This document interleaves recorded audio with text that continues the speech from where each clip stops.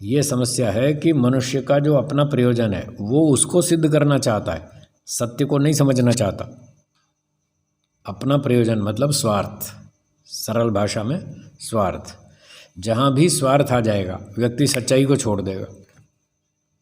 वो कहेगा मुझे इससे क्या लेना देना, मुझे तो मेरा मतलब सिद्ध होना चाहिए, बस मेरा काम होना चाहिए। दूसरा जाए भाड़ में, गड्ढे में गिरे, हाथ पैर टूटे, जो भी हो, उससे मुझे क्या मतलब, मुझे तो अपना स्वार्थ देखना है।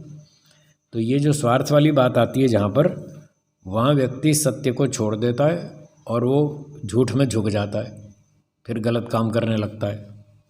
तो एक कारण बताया अपने प्रयोजन की सिद्धि मतलब स्वार्थ। दूसरा है हठ।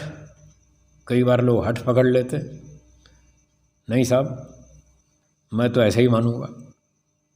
ईगो होती है ना, कईयों को ईगो प्रॉब्लम है, अभिमान होता है, तो वो सारी बात समझते हुए भी, समझ भी रहे कि सच्चाई तो यही है, पर वो हठ पे अड़े रहते हैं, नहीं साहब मैं तो नहीं मानूंगा। अब हम साइंस वालों को समझाते हैं कि भाई ये एक सुई भी अपने आप नहीं बनती, तो इतनी बड़ी सृष्टि अपने आप कैसे बन जाएगी। तो उनको समझ में तो आ रहा है, जब कार बनाने के लिए इंजीनियर चाहिए, ट्रेन बनाने के लिए इंजीनियर चाहिए, तो सृष्टि पृथ्वी सूर्य बनाने के लिए इंजीनियर नहीं चाहिए। अब समझ में तो आ रहा है उनकी, पर वो हठ है, नहीं साहब हम कैसे मान लेंगे। एक वैज्ञानिक से हमारी बातचीत होती थी 25-30 साल पहले, बड़े अच्छे ऊंचे वैज्ञानिक थे। तो उनको हमने समझाया कि ईश्वर है, आत्मा है। वो थोड़े बुद्धिमान थे, सरल व्यक्ति थे, उन्होंने स्वीकार कर लिया। तो स्वीकार कर लिया तो हमें भी अच्छा लगा, भाई चलो ये बुद्धिमान है, सत्यग्राही है, ईमानदार आदमी, इन्होंने स्वीकार कर लिया। फिर हम उनसे खूब मिलते रहते थे, वो भी हमारी कक्षा में आते थे दर्शन पढ़ने। 25 साल तक हमारी दर्शन पढ़ने हमारी कक्षा में आते रहे।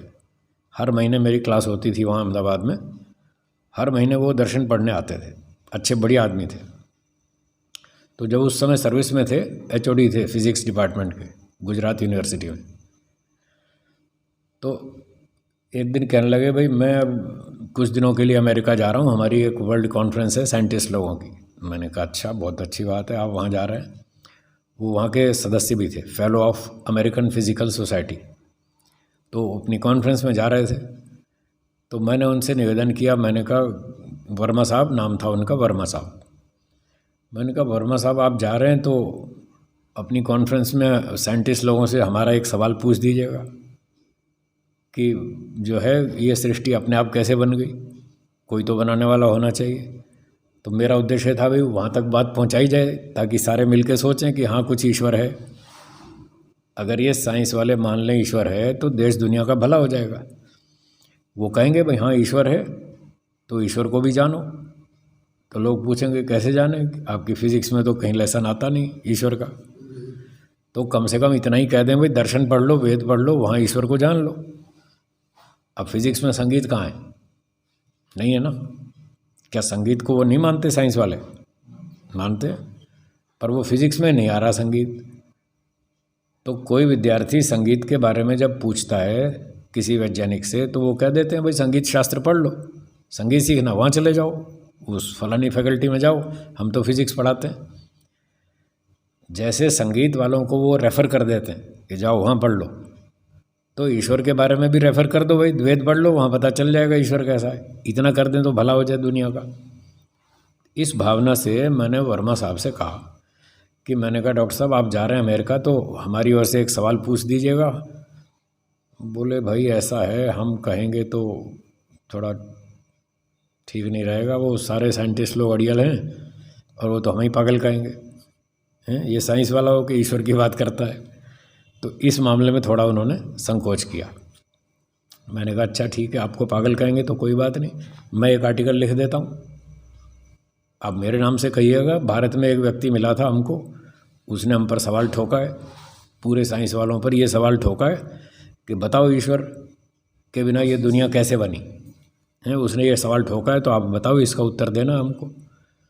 इस तरह से मैंने एक आर्टिकल लिख के दिया उनको, तो वो आर्टिकल ले गए और वहाँ कॉन्फ्रेंस में जब उनका नंबर आया बोलने का तो वो बोल रहे थे, तो अपनी बात भी कही, फिर मेरी भी उन्होंने थोड़ी सुनाई। अभी वो सुना रहे थे कि ये सूरज है, चाँद है, धरती है, तारे। जब तक फिजिक्स की बात चलती रही तब तक तो लोग उनकी बात सुनते रहे, और जब उन्होंने ये बात उठाई कि भारत में एक व्यक्ति हमको मिला था जिसने हम पर ये सवाल ठोका है, वो पूछता था कि ये ईश्वर के बिना ये दुनिया कैसे बनी। बस ये वाक्य बोला और सारे भड़क गए साइंटिस्ट लोग। और क्या बोले, sit down, no religion, no religion. Religion की बात करते हो, नो रिलीजन। अब बताओ ये अड़ियल नहीं तो क्या है? ये कोई जवाब था क्या? हमने सवाल पूछा, बिना इंजीनियर के कार नहीं बनती तो बिना सृष्टिकर्ता के सृष्टि कैसे बनी? इसका जवाब देना चाहिए था, और जवाब दिया उल्टा, ये निगरस्थान है। कि बैठ जाओ ये तो निगरस्थान है। तो इतने हठी लोग हैं ये साइंस वाले। कोई बुद्धिमान होता है वो स्वीकार कर लेता है, बाकी नहीं करते। तो हठ भी एक ऐसा कारण है जो व्यक्ति को सच्चाई से भटका देता है, दूर ले जाता है। और तीसरा कारण है दुराग्रह। दुराग्रह का अर्थ होता है गलत बात का आग्रह करना, दुराग्रह। एक होता है सत्याग्रह, ये शब्द आपने सुन रखा है, सत्याग्रह। हिंदी सत्याग्रह हुआ था, हैं?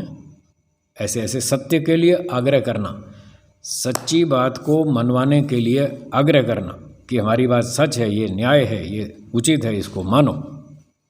यह है सत्याग्रह। मतलब दूसरे के साथ ज़बरदस्ती करना कि हमारी बात मानो क्योंकि ये हमारी बात सच्ची है। तो सत्य के लिए तो आग्रह करना चाहिए। पर एक आदमी झूठ पे अड़ जाता है, नहीं तुम्हें यही मानना पड़ेगा जो मैं कहूँगा। अब मेरी बात गलत है तो भी मैं उस पर दूसरे पर थोप रहा हूँ। जैसे एक व्यक्ति ने कहा 5 अट्ठे 40 होता है, क्यों जी 40 होता है ना, और दूसरे ने कहा नहीं 5 अट्ठे 33 होता है। उसने कहा 40 होता है, उसने कहा 33 होता है।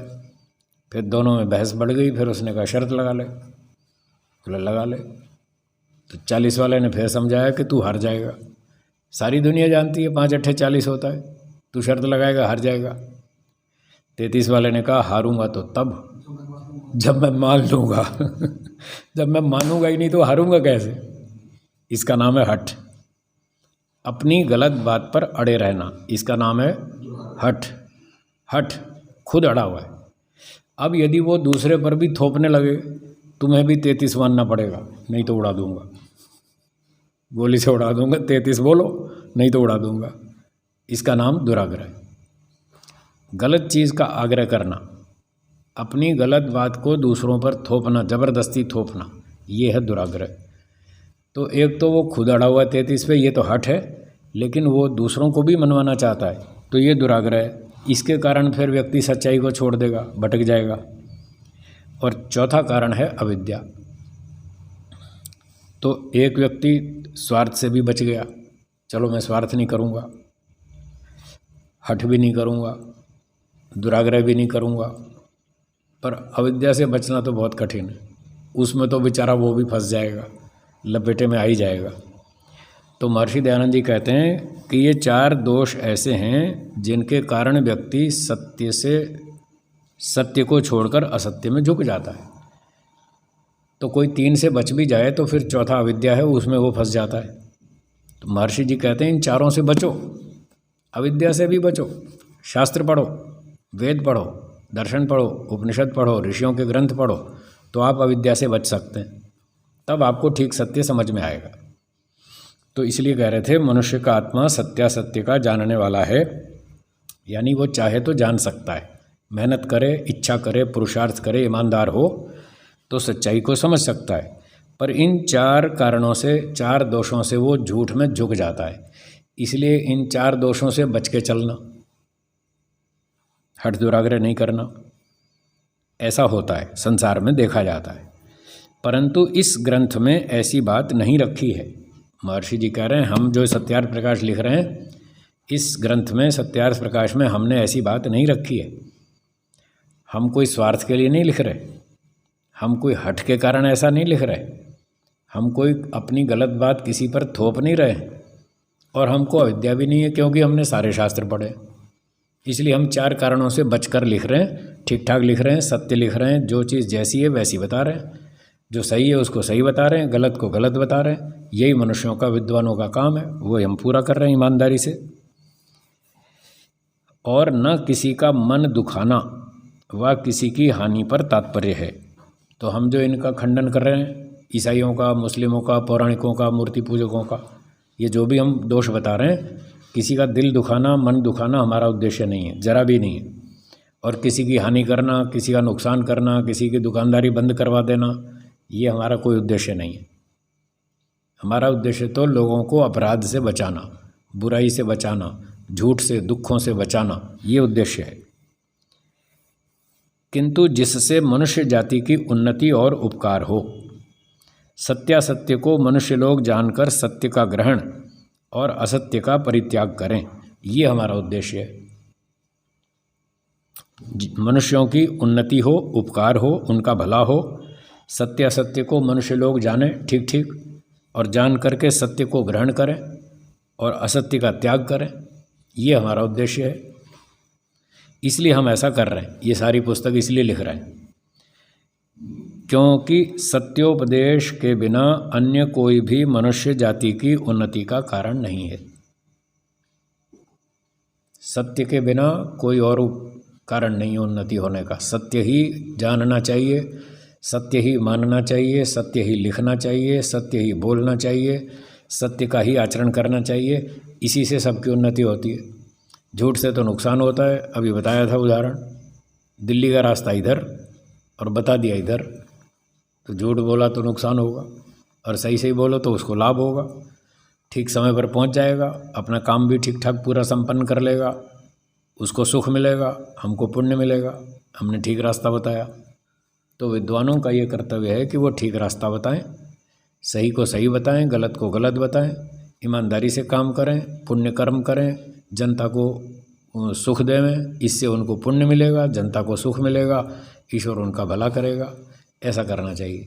तो हम इसी पूरी ईमानदारी से इस पुस्तक को इसी भावना से लिख रहे हैं। किसी को दुख देना, परेशान करना हमारा 1% भी कोई उद्देश्य नहीं है। अब इतना समझ करके फिर जब व्यक्ति पुस्तक पढ़ेगा तो उसको ठीक समझ में आएगी कि लेखक का उद्देश्य क्या है, वो क्यों लिख रहा है ये बात। एक दिन एक व्यक्ति कहने लगा, जी गुरुजी मेरा आपसे निवेदन है, आप यहाँ खंडन मत करना। मैंने कहा मेरा तो खंडन कर रहे हैं और मुझे मना कर रहे हैं कि खंडन मत करना। ये कोई बात हुई?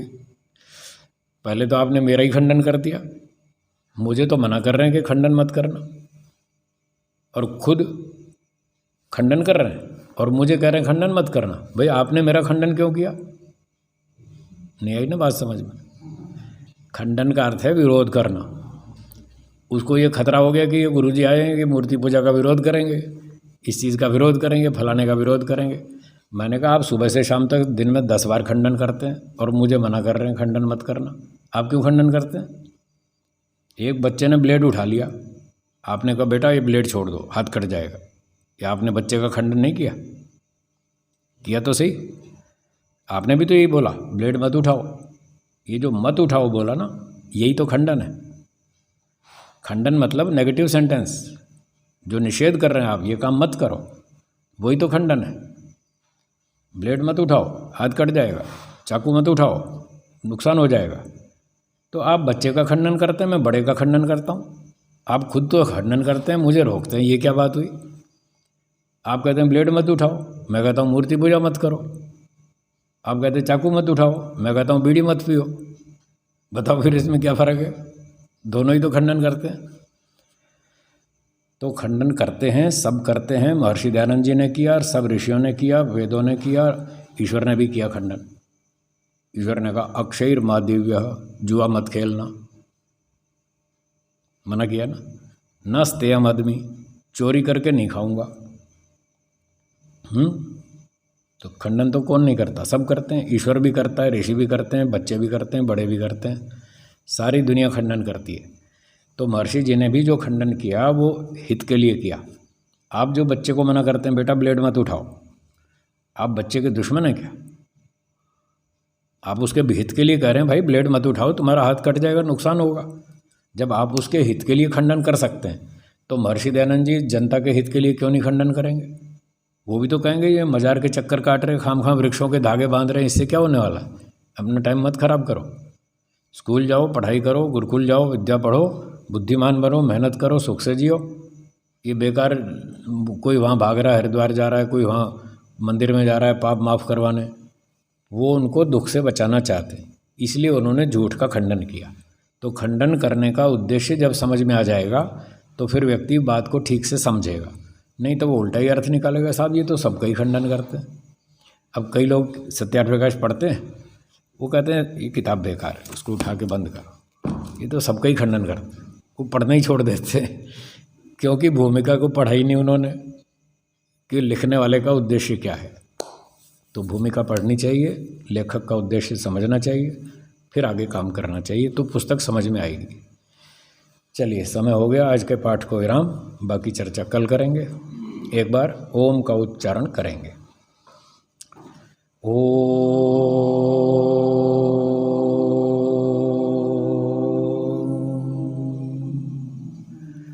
सर्वेभ्यो नमः। सबको सादर नमस्ते जी। धन्यवाद।